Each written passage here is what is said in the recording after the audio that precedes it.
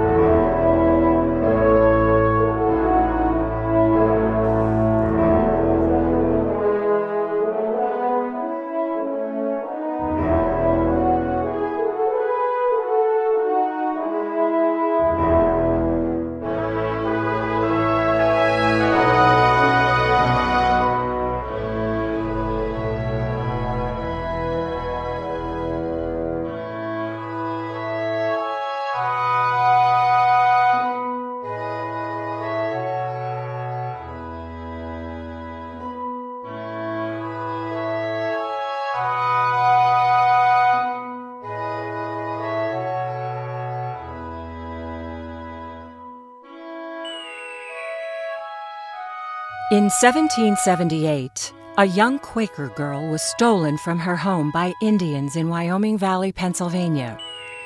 Nearly 60 years later, Little Bear Woman, or Maconaquah as she was called, was reunited with her white family.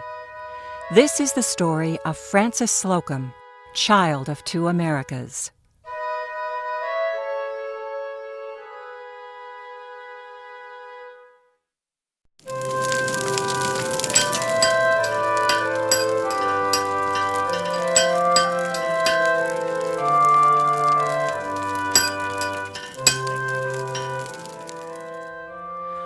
On a mild November 2nd, 1778, Jonathan Slocum, a blacksmith, converses with his family before setting off to work in his fields. He and his wife, Ruth Tripp Slocum, have come to Wilkes-Barre, Pennsylvania from Warwick, Rhode Island. Mrs. Slocum's father, Isaac Tripp, also came with the family to the western frontier forest and rich farmland of northeastern Pennsylvania. And after I clear off the table, children, I believe we will sweep the floor, and then I think Mother will bake some bread together, and then, and Jonathan, perhaps they will fetch some pumpkins from the field. I believe we should celebrate our harvest with some wonderful pies. I like the idea of pies, Ruth. When Father Tripp and I get back from the fields, you'll have the finest pumpkins on the frontier. That field outside the barn has been exceedingly productive. Giles, you can be of service today to me in the fields. Yes, Father. And you Kingsley boys, while you're under my roof, you'll need to pull your own weight. Nathan, Wareham, these knives need sharpening. Use the grinding stone out in the front. Yes, Mr. Slocum. And keep a sharp eye out for strangers. We will, Mr. Slocum.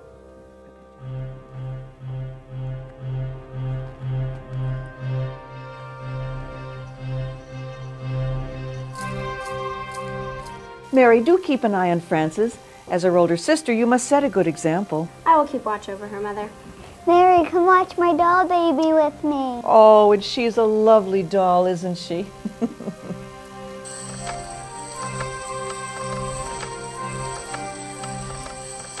The pleasant morning suddenly turned violent with a single gunshot.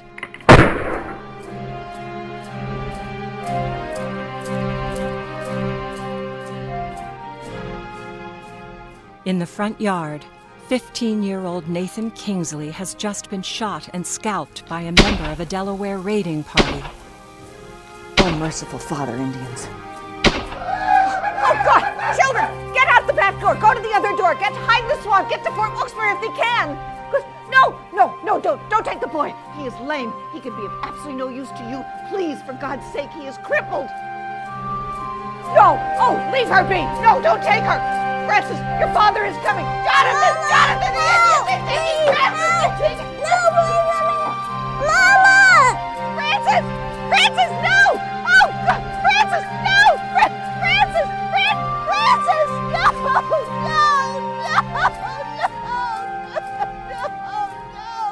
For the rest of her life, Ruth Slocum will see the image burned in her memory of the war party carrying off her precious auburn-haired Francis. This pleasant November day, now bathed in blood, and the heartbreak of the abduction of 2 children, will begin a legend that spans centuries. After walking the 325 miles from northeastern Pennsylvania to Fort Niagara, little Francis is given to a Delaware brave and his wife who had lost their own daughter. As Francis would recall in later years, she was always treated well and adjusted to Indian life quickly. There were other children to play with, and Francis quickly learned both the language and culture of the people she would live with for the rest of her life. Given the name Wilkes-Barre, another one of her Indian names, she grows in the traditions of Delaware Indian culture and will quickly forget the ways of civilized colonial American society. In time, she will teach younger children native ways, including the occasional white captive brought into Indian society. While Francis grows in the Indians' world, her broken-hearted mother extracts a promise from her other children. Don't ever stop looking for Francis. She is alive. You must find her. Joseph, Isaac, you have all been such wonderful children. But I do have one last request to make. Yes, I know, Mother. Although it's been nearly 30 years, you must promise me that you will never stop looking for her. Frances is alive. I know she is. The Indians would not have harmed her. Oh, but Mother... No, Frances is alive. I know it. A mother's intuition tells me it is so.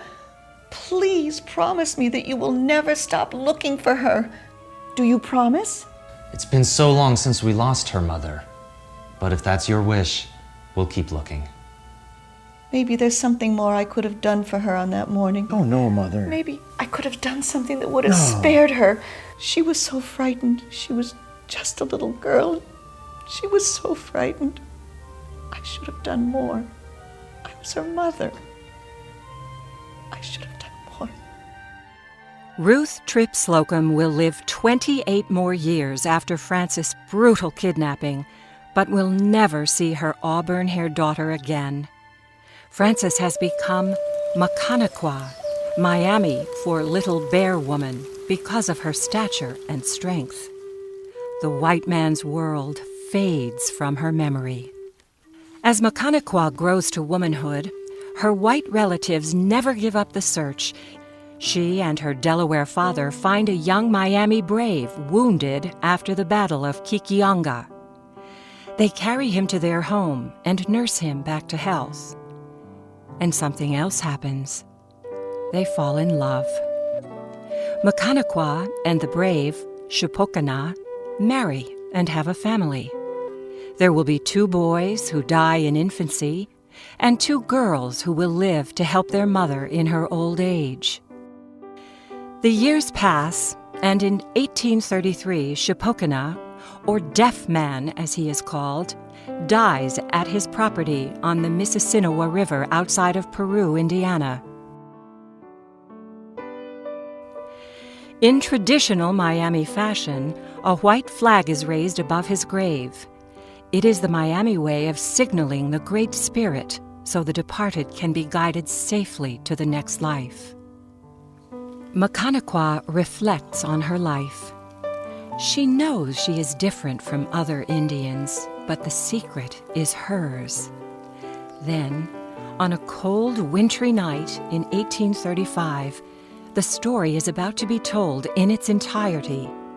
A story that has been nearly 60 years in the making. Colonel George Ewing, an Indian agent and trading post operator from Logansport, Indiana, is caught by the weather. Where to hold up for the night? He remembers the Indian woman and deaf man's village. It will be much shorter than riding the nearly 20 miles back to his home. Oh, what a night to be out. Wish I was back in Logansport, warm and dry. Maconaquah's house. Get something to eat in here, get warm. Maconaquah, don't get up. You never change. I'd be obliged to come in before I catch my death out there. Oh, welcome. Welcome, Ewing. It is so good to see you. You are always welcome in my home. Have some room on your floor to sleep tonight? Oh, of course, Ewing. It's so good to see you. You may stay. And not only may you stay and sleep here tonight, but you are just in time to have something to eat. I have chicken. Will you join me? That'd be wonderful. I'd love to. Oh, it's good to see someone so I can find out how things are. Tell me, what's happening to the trappers? It's been a good year. Very nice year. For the And trappers. yourself, how are you? All right, all right.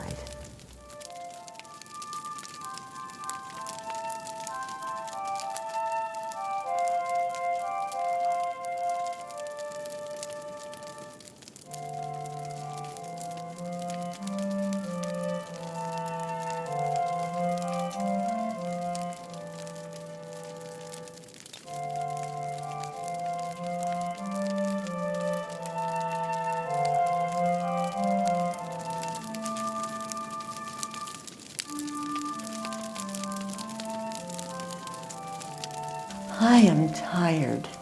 Maconaquah needs sleep. But something troubles my heart, Ewing. You must not reveal this to anyone. I am old, and I am not well, and I think that I shall die soon. And then I will meet my little boys, and I will meet Death Man in the land of the Great Spirit. Nonsense. You're as strong as 10 Miami Warriors. No, I am not. I am not all Miami. What do you mean? What? You haven't been sipping on that corn liquor, have you? Believe me, Ewing, I have a deep secret. This is something that I have only been able to share with my dear husband. I am white, like you, Ewing. What do you mean?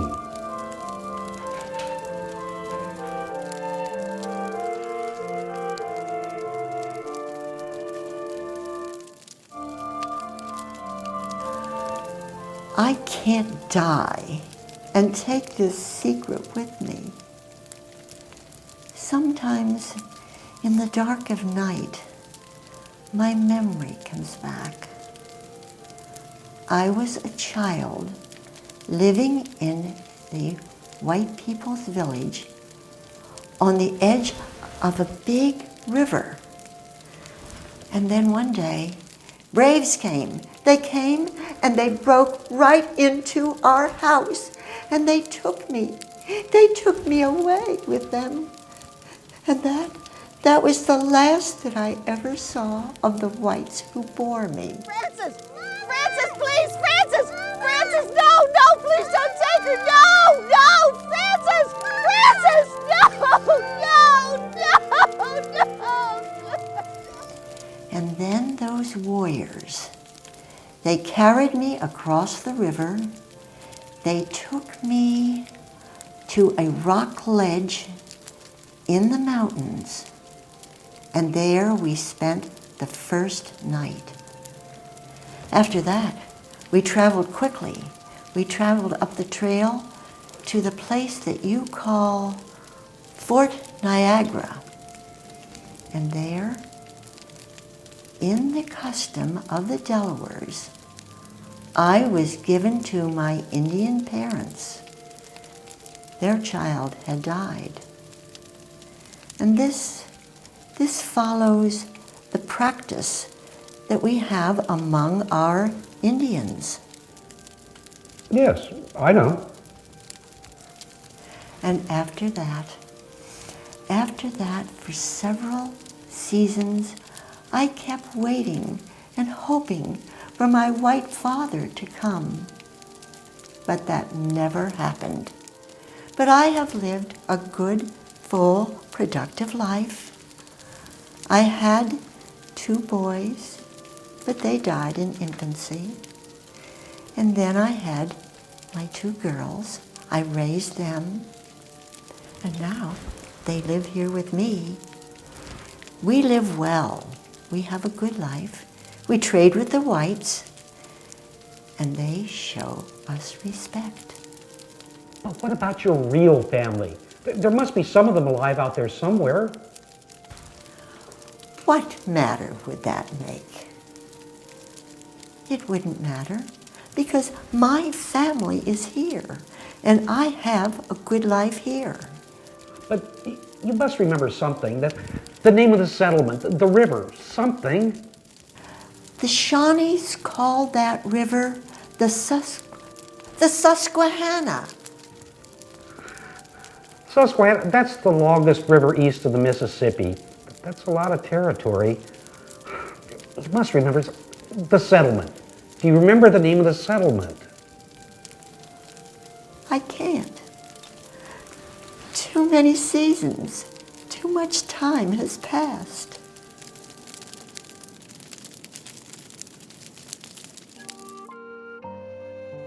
George Ewing takes the action that will begin the long process of reuniting members of a family separated by more than half a century. He will write a letter to the editor of a newspaper in the only town he can think of along the Susquehanna River in Pennsylvania, Lancaster. Mary Dixon had been appointed postmaster in Lancaster in 1829. In this new year of 1835, she was in the 6th year of her appointment. Mrs. Dixon was also the owner of the Lancaster Intelligencer, a newspaper in the town. There is now living near this place an aged white woman who a few days ago told me, while I lodged in the camp one night, that she was taken away from her father's house on or near the Susquehanna River when she was very young, say 5 to 8 years old, as she thinks, by the Delaware Indians, who were then hostile to the whites. She says her father's name was Slocum, that he was a Quaker, and wore a large brimmed hat, was of sandy hair, light complexion, and much freckled. She read the strange tale of a white woman abducted as a child, but dismissed its newsworthiness. Some have even suggested that she felt it was a prank. At any rate, the letter was not to be published in 1835, but neither was it to be destroyed. Mrs. Dixon simply filed it away in a pigeonhole in her desk. It would be 2 years later when one John W. Forney, a young man who had become one of the Intelligencer's editors and publishers, discovered Colonel Ewing's now forgotten letter. Forney, a good newspaper man, at least saw the value of public interest in this remarkable story, whether there were members of the Slocum family still alive or not. After all, it was now 1837. But Forney was certain if he published the story, it would sell newspapers. Forney published the letter in an extra edition of the Intelligencer that included documents on temperance, the matter of moderation or total refrain from using alcohol.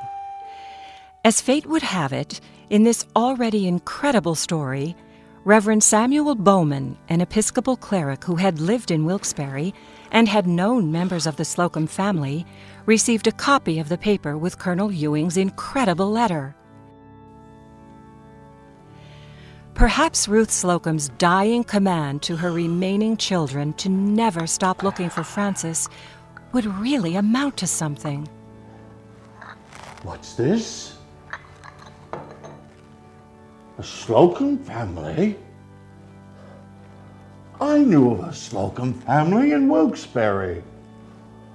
Joseph Slocum.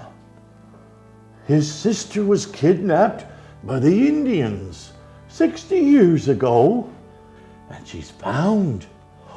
Oh, think of that. Oh, I must get hold of Joseph as soon as possible. He immediately mailed Joseph Slocum a copy of the paper with Ewing's account. An aged white woman living among the Miamis outside of Peru, Indiana, and she remembers being abducted at about age 5. Says she remembers her father was a Quaker, wore a broad-brimmed hat, and she remembers the name Slocum. Slocum, it's Francis! It's Francis! A response was sent immediately. The Slocums would investigate at once. In a follow-up to the Slocums' letter, George Ewing confirmed that the aged white woman living as a Miami Indian was still alive and healthy. He would be happy to escort them to her home on the banks of the Maconaquah River if they came to Indiana. Excitement ran through the Slocum family. Joseph wrote to his sister Mary and brother Isaac, both living in Ohio. These 3 Slocum siblings would make the trip immediately to Peru to learn for themselves if this could possibly be their long-lost sister. It was September of 1837 when the 3 Slocum siblings arrived at the Barris Hotel in Peru, Indiana. But how would they know for certain if this were truly their sister Francis? People change in a short time, and in this case, more than half a century had gone by. Many seasons had passed. The child of the white man's world was gone. In her place, a white child had grown, loved and nurtured by Indian parents. She had shared their food in times of plenty, and their grief in times of war and oppression from the white man and his ever-expanding thirst for the riches of the developing continent. What were these strangers from the East seeking? Would they try to take her lands? Force her farther west, as was happening with other Native Americans? How could she be happy at meeting these whites? I can't believe it's finally happening. She was 5 and I was 10 the last time I saw her.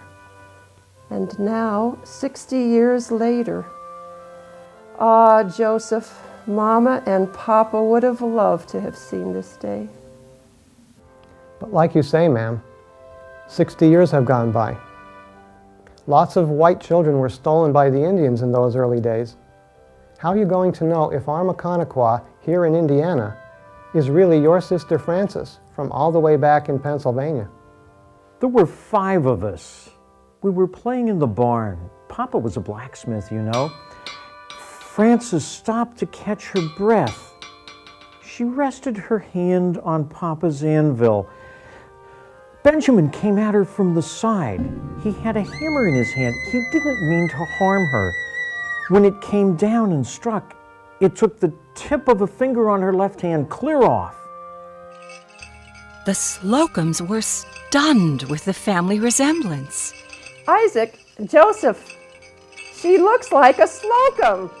We thought so too, when we were introduced to her yesterday.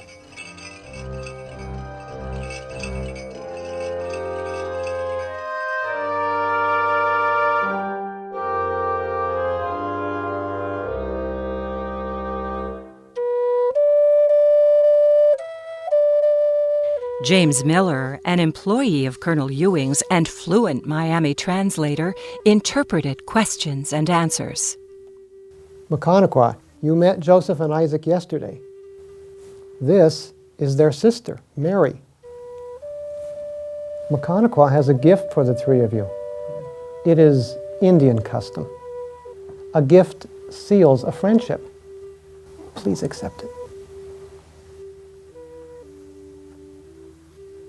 Why, it's venison. You are so very kind. Miller, these whites say that I am their sister. Do you think that is true? I don't know, but you do resemble one another. You were born in Rhode Island. We settled in northeastern Pennsylvania by Fort Wilkes-Barre before the war, and you were taken from us by raiding Delawares. You were just 5, but you should remember, the Susquehanna. Susquehanna, that's the river you told Colonel Ewing about, and you knew we were Quakers. Susquehanna. Susquehanna. Ma'am, a favor? May I see your left hand?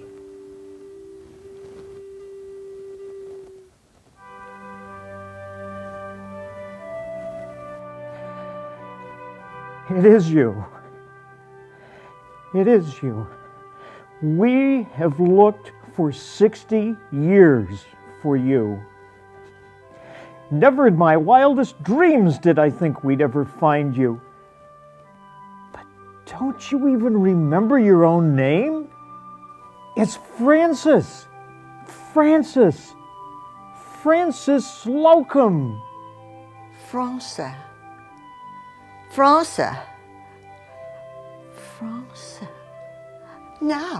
Now I remember.